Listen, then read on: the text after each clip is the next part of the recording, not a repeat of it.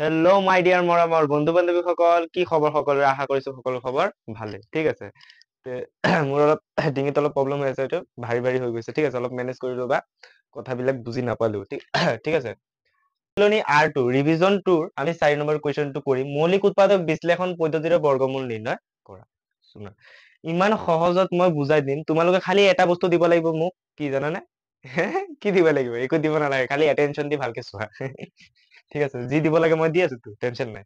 কাৰণ এতিয়া চোৱা, মৌলিক উৎপাদক বিশ্লেষণ পদ্ধতিৰে বৰ্গমূল নিৰ্ণয় কৰা। মৌলিক উৎপাদক বুলি কৈছে। এতিয়া চাই লোৱা, মৌলিক উৎপাদক প্ৰথমতে আমি মৌলিক সংখ্যা জানিব লাগিব। অলপ শুনি লোৱা, ভালকে ধৈৰ্য ধৰি শুনি লোৱা। তাৰ পিছত ধুনীয়াকে ডিছকাশ্যন কৰি 1 2 3 4 চাৰিটা আছে তো, এইটো অংক ধুনীয়াকে মই কৰি দি আছো। ধুনীয়াকে খালি শুনা আৰু বুজা। চ' মৌলিক সংখ্যাবোৰ কি কি? মৌলিক সংখ্যা আমি প্ৰথমতে লিখো। মৌলিক সংখ্যাবোৰ, প্ৰথমৰ মৌলিক সংখ্যাবোৰ হৈছে 2 3 5 7, তাৰপিছত কি কি কোৱা? 11 13 17 19 20 আৰু তেনেকুৱা আছে, গৈ গৈ গৈ থাকিব। এতিয়া কিছুমানেতো কব, যোনে মানে ভালকে কৰা নাই আগতে, এইবিলাক কব এইবিলাক কি সংখ্যা, মইতো একো বুজি পোৱা নাই। আৰে ভাই শুনি লোৱা, মই বুজাই দি আছো চোৱা। মৌলিক সংখ্যা মানে বুজি নোপোৱা, তেতিয়াহ'লে বুজাই দি আছো চোৱা। মৌলিক সংখ্যা মানে হৈছে সেইবিলাক সংখ্যা, যিবিলাক সংখ্যাৰ নেকি উৎপাদক সেই সংখ্যাটো আৰু এক আৰু সেই সংখ্যাটো নিজে। এতিয়া চোৱা, তুমি 2ৰ উৎপাদক কি কি আছে? 2 এগুণ 2, তাৰ বাহিৰেতো একো নাই। 3ৰ উৎপাদক কি আছে? 3 এগুণ 3, 5 এগুণ 5, মানে 1 আছে আৰু 5 আছে।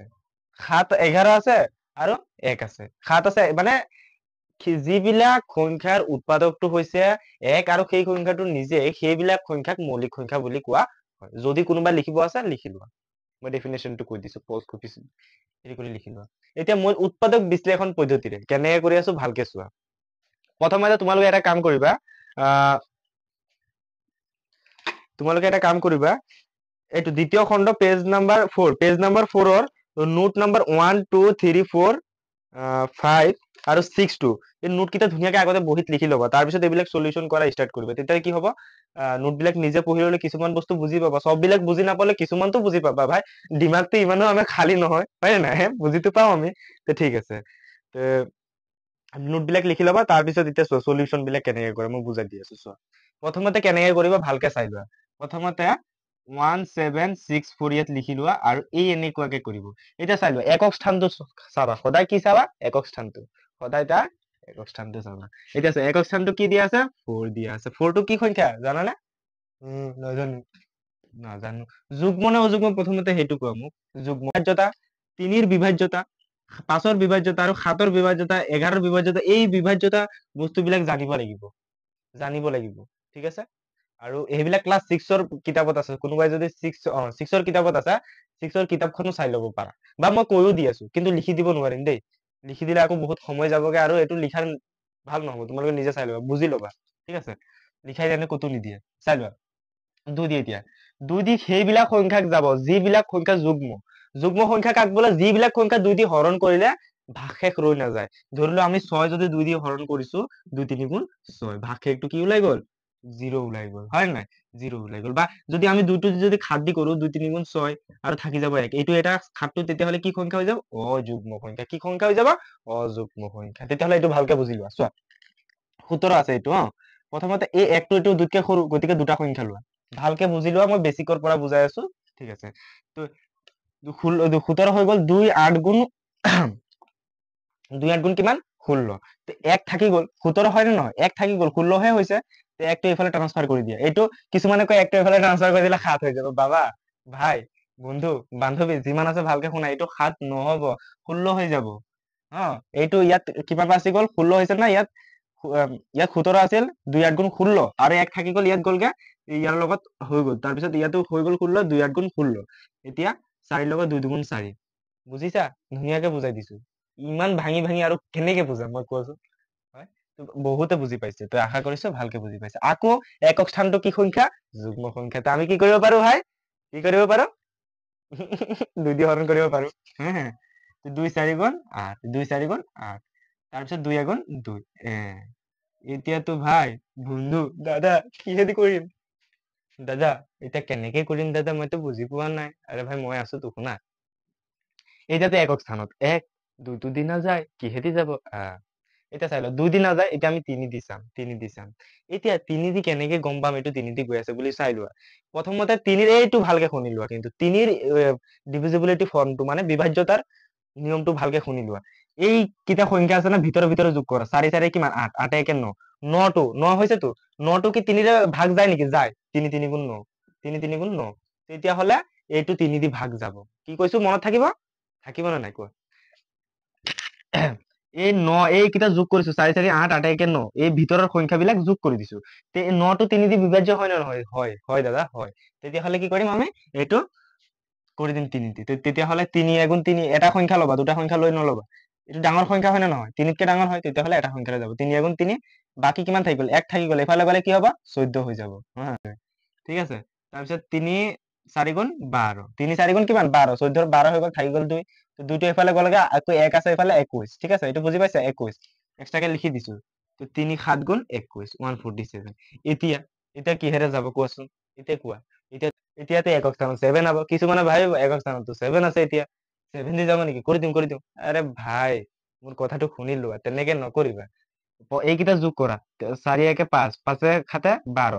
এই 12 ওলাইছে ন, আমি যোগ কৰাৰ বিলাক, এই সংখ্যাবিলাক যোগ কৰিলে কিমান ওলাইছে? 12। 12টো কি 3 দি বিভাজ্য হয় নেকি? হয়, 4 বাৰ যায় নহয়, 4 বাৰ যায়। তেতিয়াহলে 3 দি আকৌ কাটা। 3 লিখা ইয়াত, 3 4 গুণ 12, থাকি গ'ল কিমান? 2, 2 টো এফালে গ'লগে, 27 হৈ গ'ল। 3 9 গুণ 27, 3 9 গুণ কিমান? 27, 49। এতিয়া চোৱা 49 হৈ গ'ল। এতিয়া 3 দি যাব নেকি চোৱাচোন? এইকেইটা যোগ কৰা, 13 হৈ গ'ল। 9 4 13, 13 টো 3 দিয়ে বিভাজ্য নহয়, তো 3 দি নাযাব। এতিয়া চোৱা 5 দি, 5 টো দি কেতিয়া যাব? ভালকে শুনি লও। 5 দি কেতিয়া যাব? যেতিয়া একক স্থানত 5 বা 0 হ'ব। ভালকে শুনা, 5 দি কেতিয়া বিভাজ্য হ'ব? একক স্থানত যেতিয়া 5 বা 0 থাকিব, তেতিয়া 5 দি বিভাজ্য যাব। এতিয়া একক স্থানত কি আছে? 9 আছে। তো এতিয়া আমি 7 দি চাম। 7 দি, 7 7 গুণ 49, হৈ গ'ল। 7 7 গুণ 49। তো ভালকে শুনি ল, তো শেষ। ইয়ালৈকে আমি মৌলিক উৎপাদক বিশ্লেষণ কৰিব পাৰিছো। এতেকে 1764 ইজ ইকুৱেল টু 2 পূৰণ 2 পূৰণ 3 পূৰণ 3 পূৰণ 7 পূৰণ 7।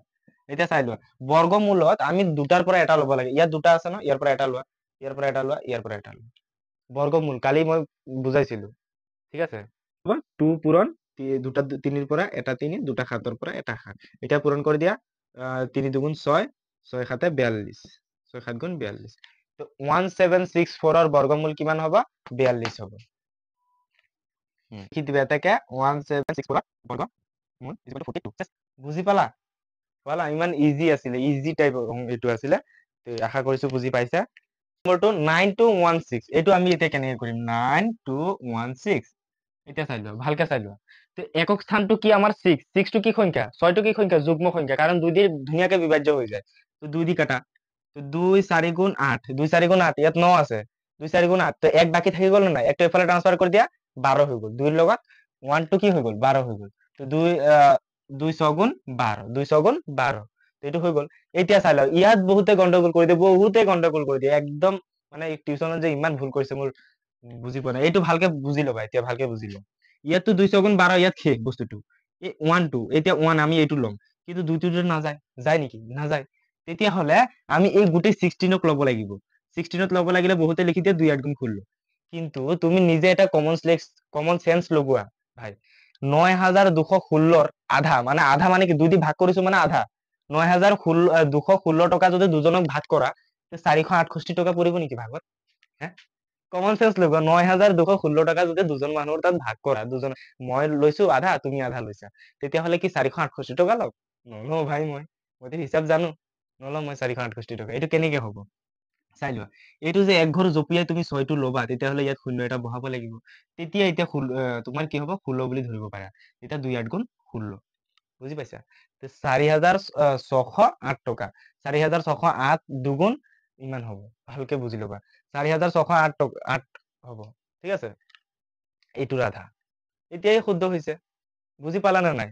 চাই লো, মই ইয়াত হৰণত দেখাই দি আছো। 9216। চোৱা, ক্লাছটো ডাঙৰ হলেও ধৈৰ্য ধৰি অলপ চাবা। বেছি ডাঙৰ এনেও মই নিদিওঁ। এইটো লাগিলে 15 20 মিনিটৰ হ'ব পাৰে। এতিয়া ভালকে বুজাই দিছো।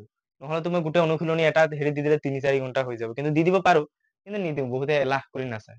এলাহ লাগে আচলতে, ময়োতো পঢ়িছো তেনেকুৱা। এলাহ লাগে, বেছি হেৰি চাব নোৱাৰি। ঠিক আছে চোৱা, 2 2 4 গুণ 8।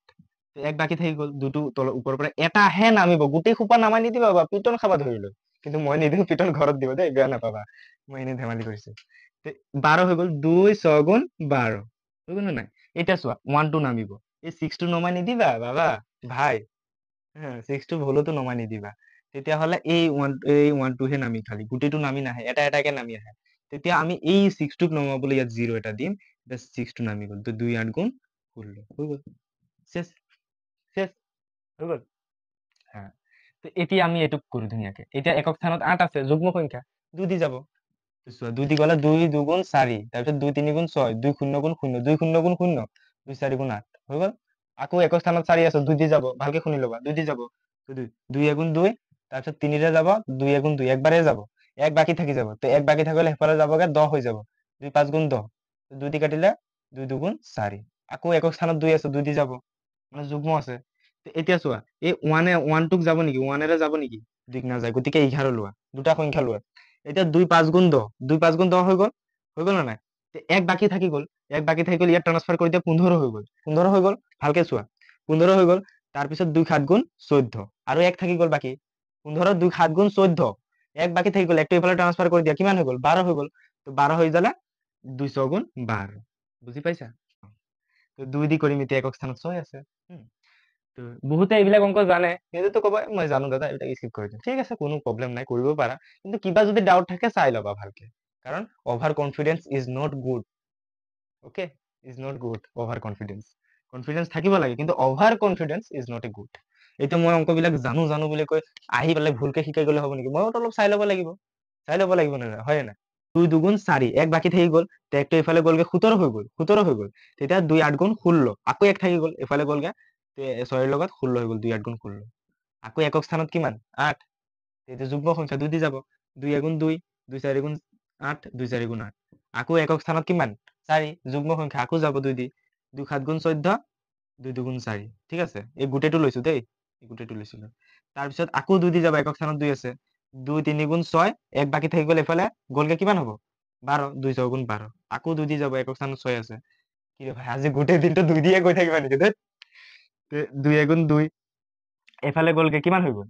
একটো 16 হৈ গ'ল। তো 16 হৈ যালে 2 8 গুণ 16, আকৌ 2 দি যাব, একক স্থানত কিমান? 8, তো 2 দি কৰা আকৌ, 2 9 গুণ 16, 2 9 গুণ 18, 2 9 গুণ 18, ঠিক আছে, আকৌ 3 দি যাব, এতিয়া 2 দি নাযায়, এইটো অযুগ্ম সংখ্যা, নটো অযুগ্ম সংখ্যা দেই। তো 3 3 গুণ 9, ঠিক আছে।